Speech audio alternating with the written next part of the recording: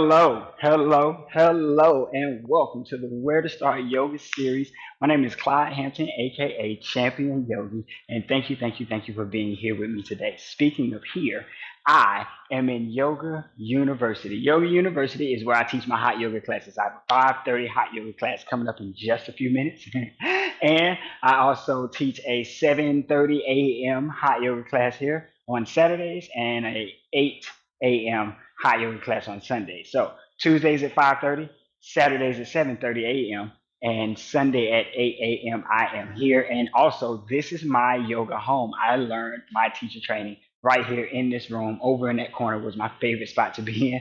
This is where I did it. This is where I learned it. This is where it all comes from. So it's a pleasure to be bringing you guys these tips from here today.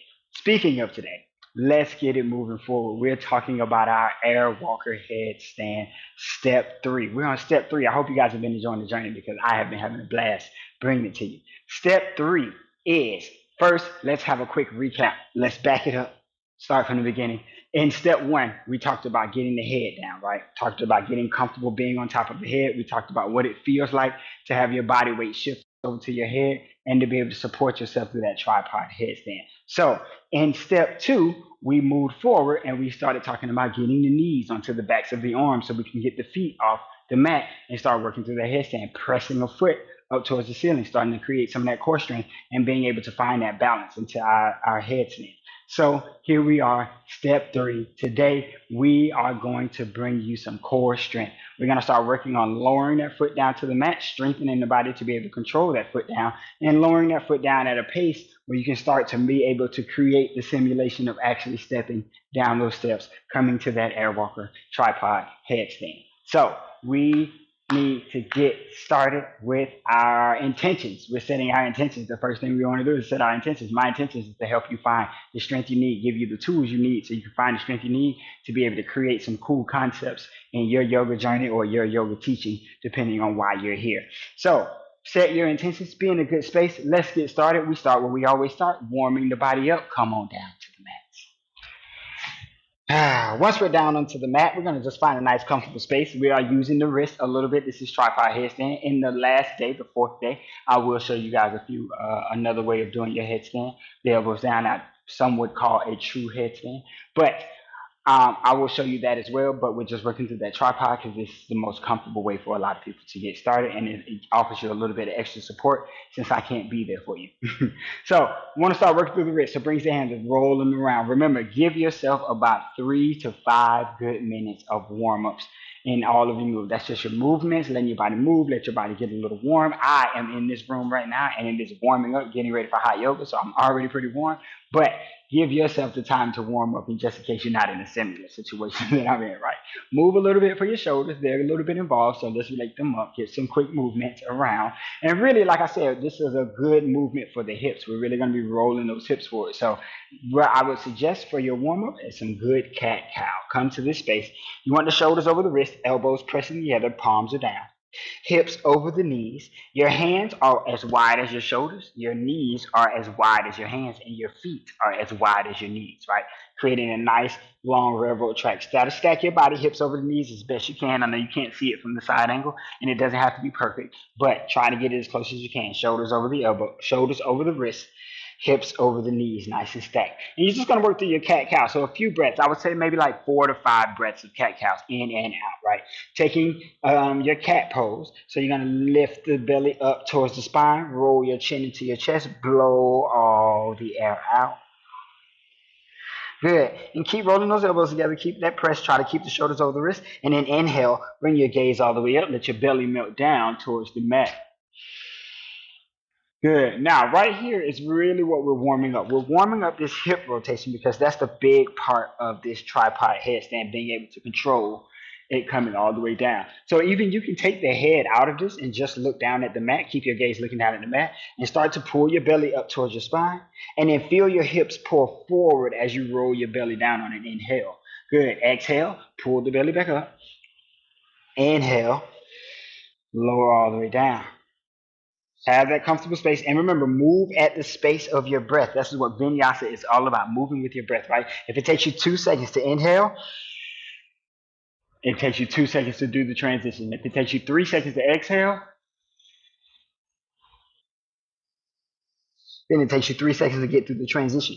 Moving at the pace of your comfortable breath is what you should be doing right there. Get your body good and warm, and then let's move forward. We're coming back to that tripod headstand. We're walking all the way back through the steps that we've already gone through to get to the next stage. So we're bringing the hands down, rolling the elbows together, lower the forehead down. If you've gotten really comfortable to where the top of your head should be down onto the mat, you can skip the forehead part. But if you still need that as a practice, feel free to have that. And if you need to go back to work on that, go back, watch that video again, and work on it. Okay. So hands down, elbows in, head, forehead down to the mat, and then roll to the top of the head.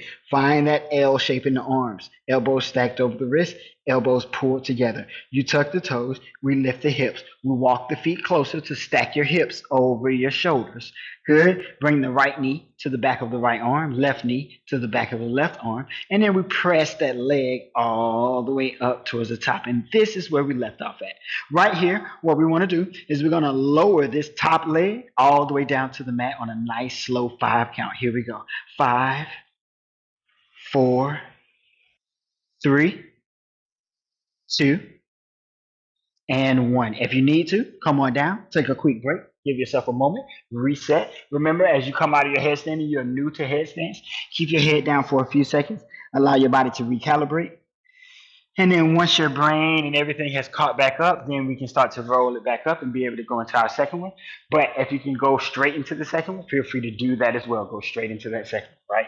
Bringing it all down, keeping the knee on the elbow, taking the leg all the way up, and then hold. 5, 4, 3, 2, and 1. Bring the foot all the way down. Again, if you want to get about 3 on the left, 3 on the right, right? Getting that core strength, feeling that slowness of bringing it down, feeling the core work, feeling those hips rotate as you lower the leg down. Now, if you can comfortably get to 3 of those without coming out of it, without taking a break, right? Get just a lift up, going down, lift up, going down, 3 rounds of that. If you can get to that space, you may be strong enough to start working on both legs at the same time. If not, just continue to work there until you get there. If you lower down and your foot kind of crashes down to the mat, maybe grab a soft pillow or something to come under your toes so you can keep them nice and safe.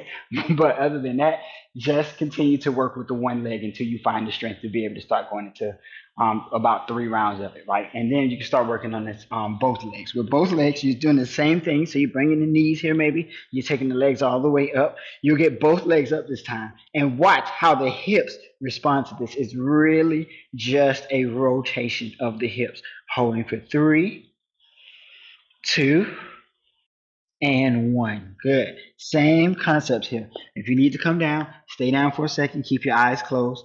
Hold out for a quick breath. Your head will start to go a little bit back normal. Won't feel that tingly feeling at the top, and then you'll know you're okay. So maybe roll it back up and bring it back all the way up high. Again, you'll start to feel better about the strength as you get stronger into the space. But at first, it may be a little challenging. So offer yourself all the safe spaces you need, a pillow under your toes, support for your head, and take as many breaks as you need to take, right? If your head is bothering you, your neck is bothering you, your shoulders bothering you, you may need some time to warm those places up or to get those places strong enough to be able to support the consistency of being able to do them back to back. But we're working on it. We're getting there. We're almost there. If at all I didn't say something in this video that helps you to understand and you need a little bit more, you can hit me up on any of my social media, Instagram, TikTok, Threads, all the things, right? At c.hamp.ionyogi. Hit me up anytime. Send me a message. I'd love to chat with you. Maybe we can set up some private sessions. Maybe I can help you online or in person, help you really see it from a visual perspective, get with you and see maybe what the conditions are happening in your situation and be able to provide you with some personalized feedback that you may actually need. Let's set it up. Let's do it. I'd love to work with you. But until then, I gotta go. As you can see, I'm hot and it's almost time. The people are coming. I can see them walking in behind you guys. Thank you so very much. I'll see you guys here for step 4 as we're gonna start to take that walk. We're gonna bring it on down. I wanna see you guys back here, step 4. Thank you. Have a good night.